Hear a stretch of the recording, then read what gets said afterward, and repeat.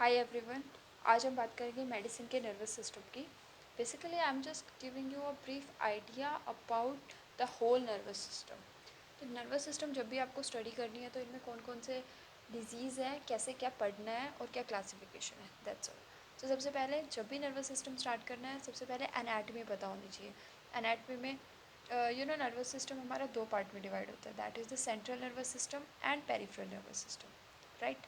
Central nervous system में क्या आता है? Spinal cord and your brain. And peripheral में सारी नर्व्स आती है। तो हमें स्पाइनल कॉर्ड की एनाटमी, ब्रेन की, कॉर्टेक्स की, कौन कौन से पार्ट्स होते हैं, नर्व्स कौन सी होती हैं, right, cranial nerves, spinal nerves, and most important thing is the tracts, that is the sensory tract and motor tracts, right. Sensory में we have the spinothalamic and posterior column, right. और motor में most important are the corticospinal tracts. So ये सारी चीज़ें you must know. उसके बाद start करते हैं। First let's just make a diagram, a very simple diagram of this is, let's just imagine it's brain and spinal cord, that is the midbrain, pons, medulla, midbrain, pons and medulla, right। ये हो गई हमारी brain stem. So brain stem, then we have the spinal cord, right? And let's imagine it's a muscle. So muscle, and this is a nerve that supplies the muscle. Okay. Now यहाँ हमारा क्या होता है? Nerve और muscle के junction पे we have the neuromuscular junction. These are basically the important parts of the nervous system.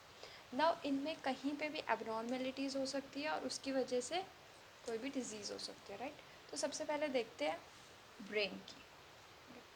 तो brain में अगर हम बात करें क्या क्या हो सकता है हमारे पास, first and foremost problem is the headache, जो कि ऑलमोस्ट सबको कभी ना कभी प्रॉब्लम हो जाती है हेडेक की। ओके, सो हेडेक की क्लासिफिकेशन अगर हम देखें तो दो होती है, primary secondary. Primary means primary headache like कोई और भी डिजीज़ नहीं है, उसे हेडेक की प्रॉब्लम है। मोस्ट कॉमनली टेंशन हेडेक जो है ना, वो मोस्ट कॉमन प्राइमरी हेडेक होता है। देन सेकेंडरी, सेकेंडरी मीन्स कोई और अंडरलाइंग पैथोलॉजी या प्रॉब्लम है, उसकी वजह से सेकेंडरीली हेडेक हो रहा है। इसमें हमारा most common are the infections, infections की वजह से हेडेक हो रहा है, राइट।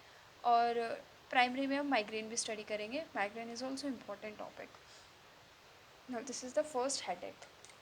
सेकेंड अगर हम बात करें, then you have all heard of the seizures, right. तो सीजर्स क्या होते हैं? बेसिकली हमारे पास पैरोक्सिज्मल इलेक्ट्रिकल डिस्चार्ज, तो इलेक्ट्रिकल डिस्चार्ज की वजह से ब्रेन के अंदर एक्टिविटी होती है और सीजर्स प्रेजेंट होता है basically.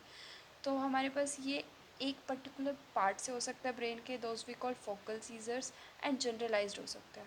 Okay, that is the generalize seizures.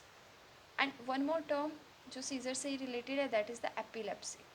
Epilepsy क्या होती है? एपिलेप्सी इज बेसिकली टू और more than two unprovoked seizures. Okay, these are known as the epilepsy. Now हम हेडेक के बारे में देखेंगे इसमें सबसे पहले, देन सीजर्स, देन एपिलेप्सी। उसके अलावा जो हमें पढ़ने हैं parts, these are the stroke. Now stroke क्या होता है? वस्कुलर कोज की वजह से, focal neurological deficient basically, due to the vascular cause, ये रैपिड ऑनसेट का होता है and focal neurological deficient occur होता है यहाँ पे, न्यूरोलॉजिकल डेफिशिएंट, राइट। तो स्ट्रोक हमारे पास दो टाइप के हो सकते हैं, like haemorrhagic shock and इश्चमिक।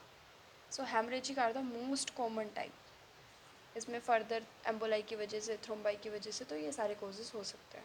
Okay, then हमें क्या देखना है? इन्फेक्शियस डिजीज़ की, इन्फेक्शंस की वजह से कुछ डिजीज़ अकर होती है, उनके बारे में स्टडी करना है। तो हेडेक के बारे में पढ़ना है, सीजर्स के बारे में, then stroke that is the vascular cause, then infections. Infections में क्या क्या आता है हमारे पास?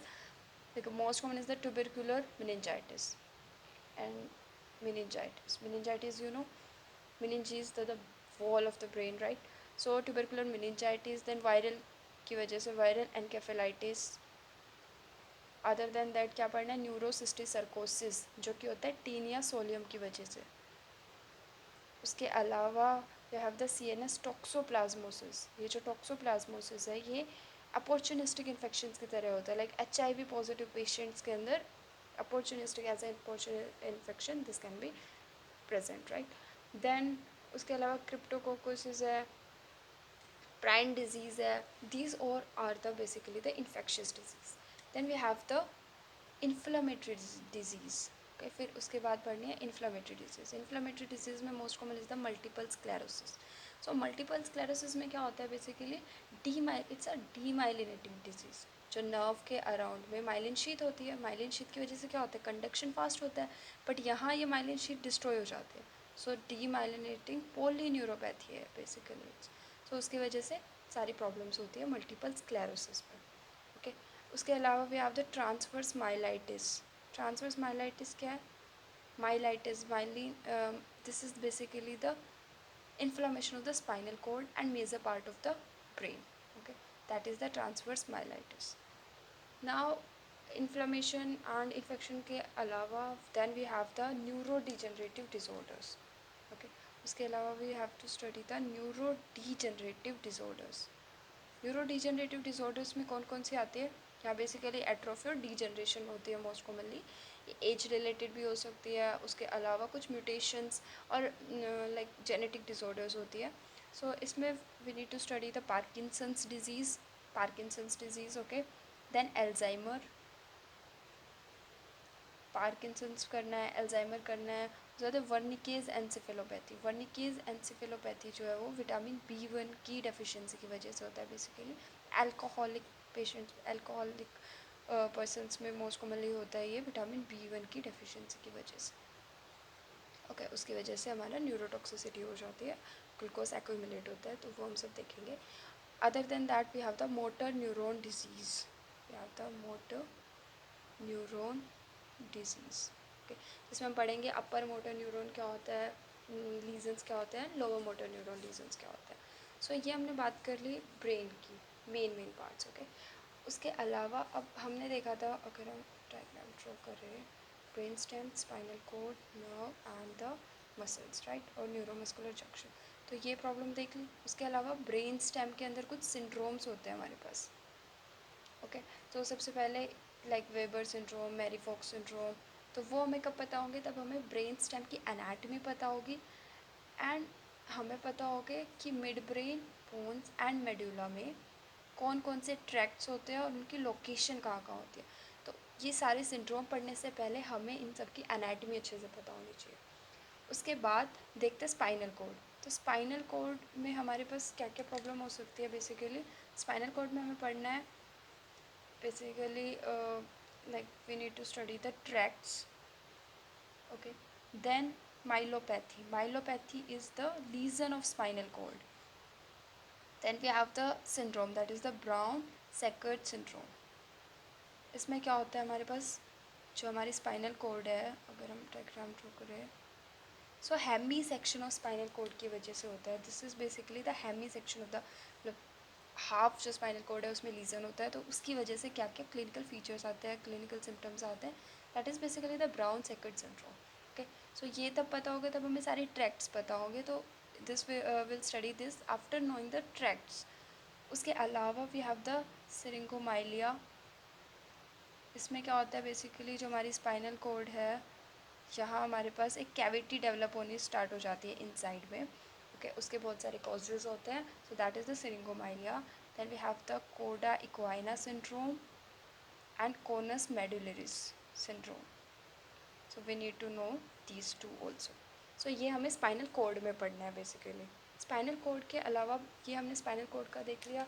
Now other than this, now this is the nerve, right. So nerve के अंदर हमारे पास कोई भी लीजन होगा, that is basically the neuropathy. तो हमें पढ़नी है पेरिफेरल न्यूरोपैथी। पेरिफेरल न्यूरोपैथी में we have the most common syndrome, that is the Guillain Barre syndrome. Okay, तो हमें गिलन-बेरी सिंड्रोम के बारे में पढ़ना है। उसके अलावा now last is the neuromuscular junction, right.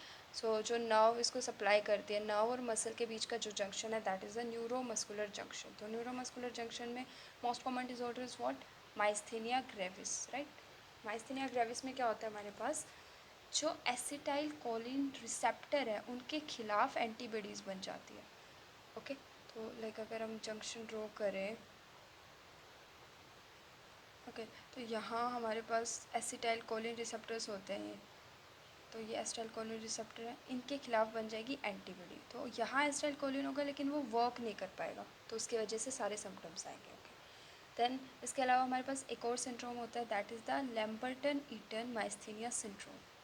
वो भी काफ़ी सिमिलर होता है, this the Lambert Eaton myasthenia syndrome. Okay, इसमें क्या होता है, हमारे पास चैनल्स होते हैं यहाँ प्री जंक्शन एरिया पे, these are the PQ calcium channels. Okay, so Lambert Eaton myasthenia syndrome में क्या होता है, दीज PQ कैल्शियम चैनल्स के खिलाफ एंटीबॉडीज़ बन जाती है। ओके, ये चैनल क्या करते हैं, यहाँ से कैल्शियम जाता है और ये कैल्शियम ट्रिगर करता है, इस एसिटाइल कोलिन को बाहर निकालने में हेल्प करता है। अब इसी के खिलाफ एंटीबॉडी बन जाएगी, ये डिस्ट्रॉय हो जाएगा तो एसिटाइल कोलिन फिर नहीं आएगा बाहर, तो उसकी एसिटाइल कोलिन की डिफिशिएंसी हो जाएगी और सारे सिम्टम्स हो। तो ये हमें पढ़ना है न्यूरोमस्कुलर डिसऑर्डर्स में, राइट। तो न्यूरोमस्कुलर डिसऑर्डर्स में last we are left with the muscle, तो मसल के रीजन्स को क्या कहेंगे, मायोपैथी। तो यहाँ हमें पढ़ना है मायोपैथीज़, जिसके अंदर हमारे पास myotonic myopathies are the most common. Then we need to study about the channelopathies, चैनलोज की चैनल्स की एबनॉर्मेलिटी, डेफिशिएंसी एबनॉर्मेलिटीज़, ये सब। तो हमें दो चीज़ें पढ़नी है, myopathies and channelopathies. Thank you so much.